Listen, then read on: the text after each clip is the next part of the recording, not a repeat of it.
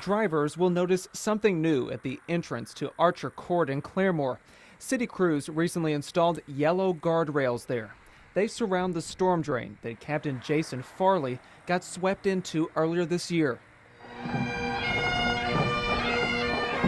Captain Farley's death brought together thousands as they mourned alongside his wife and 16-year-old daughter.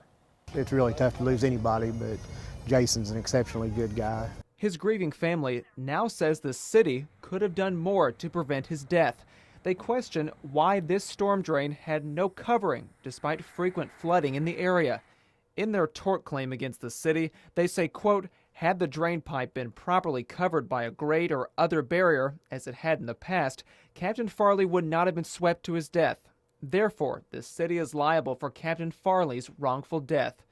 Captain Farley's widow now hopes to reach a $2 million settlement with the city.